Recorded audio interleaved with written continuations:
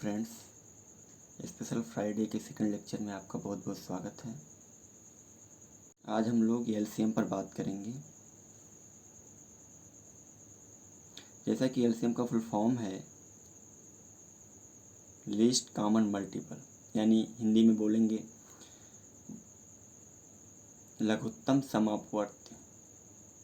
सबसे पहले इसका हम लोग परिभाषा देख लेते हैं। दो या दो से अधिक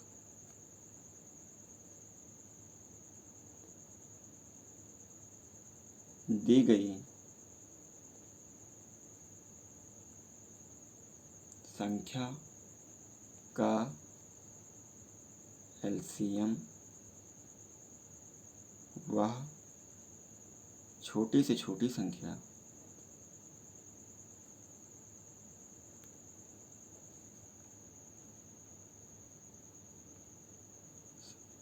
होती है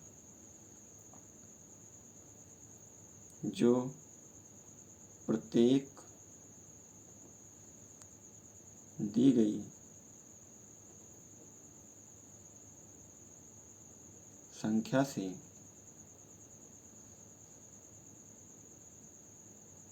पूर्णतया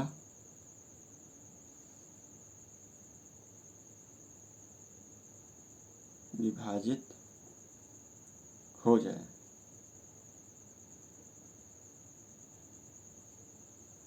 या दूसरे शब्दों में हम लोग कह सकते हैं कि दो धनात्मक पूर्णांक ए तथा बी का एलसीएम उस सबसे छोटी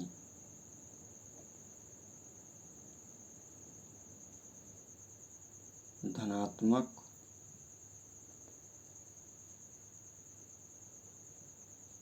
पूर्णांक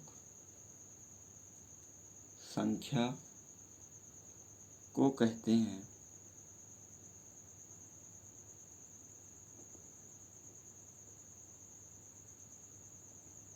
जो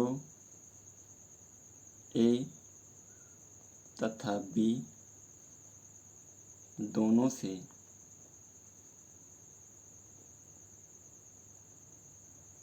विभाजित हो जाए। अब याद कम से कम हमारे पास दो संख्या होनी चाहिए, तभी हम लोग उसका एलसीएम निकाल सकते हैं। तो या तो दो संख्या हो या तो दो से अधिक संख्याएं हो, तो उनका हम एलसीएम आसानी से निकाल सकते हैं।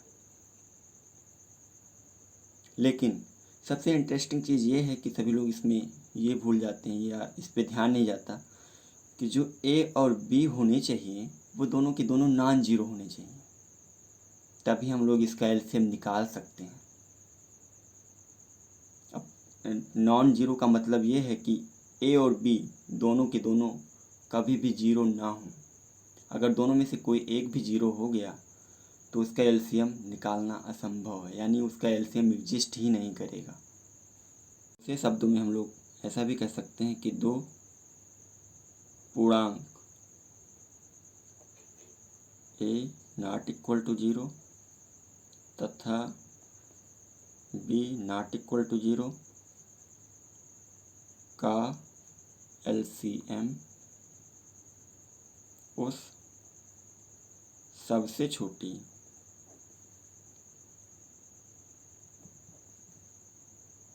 पूर्णांक संख्या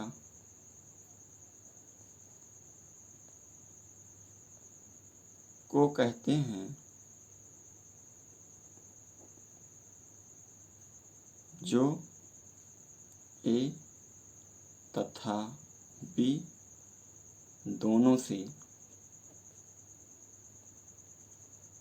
पूर्णतया विभाजित हो जाए।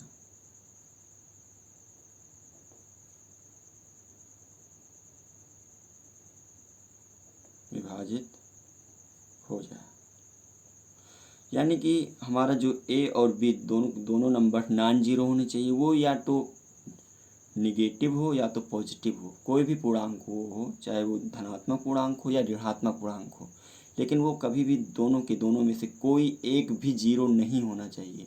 अगर ऐसा है तब तो उसका एलसीएम एग्जिस्ट करेगा। अगर दोनों में से कोई एक भी जीरो हो गया तो उसका एलसीएम एग्जिस्ट ही नहीं करेगा। हम लोग ये भी कह सकते हैं संख्याओं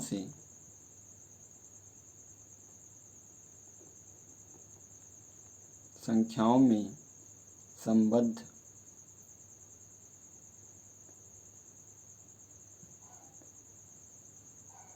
प्रत्येक अभाज्य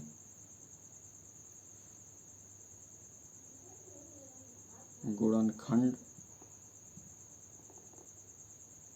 की सबसे बड़ी घात का गुणनफल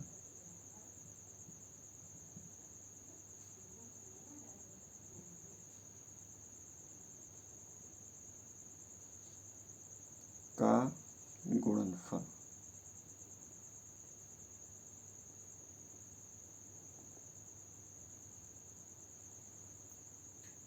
एक एग्जाम्पल देखते हैं कि अगर हम लोगों को एलसीएम निकालना हो 2,6 का तो क्या होगा। तो सबसे पहले इसका हम लोग अभाज्य गुणनखंड करेंगे, जैसा हम लोग पहले भी कर चुके हैं और जानते भी हैं। तो यानी इसका अगर हम लोग एलसीएम देखें तो एलसीएम की परिभाषा से ये 2, इसको एक बार लिख लेंगे, और ये 3, यानी इसका एलसीएम आ जाएगा 6। अब यहाँ पे देखें जो ये एलसीएम है हमारा 6, वो दी हुई दोनों संख्याओं से पूर्णतः विभाजित हो जा रहा है, यानी 6/2, यानी 2 से भी विभाजित हो जाता है और 6 से भी विभाजित हो जाता है पूर्णतः।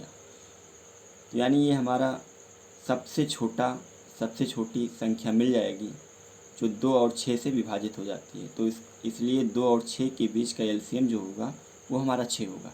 लेकिन यही चीज़ अगर दोनों नंबर्स में से कोई एक नंबर्स भी जीरो आ जाए, मान लीजिए 0 और 6 है, तब हम लोगों को प्रॉब्लम हो जाएगी। हम लोग कैसे निकालेंगे इसका एलसीएम। प्रॉब्लम ये है कि कोई भी नंबर्स आएगा, मान लीजिए इन दोनों के बीच का कोई भी एलसीएम है, मान लीजिए ए है,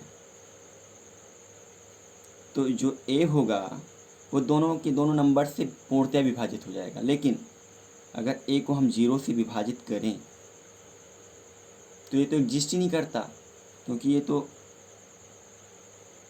एग्जिस्ट नहीं करेगा।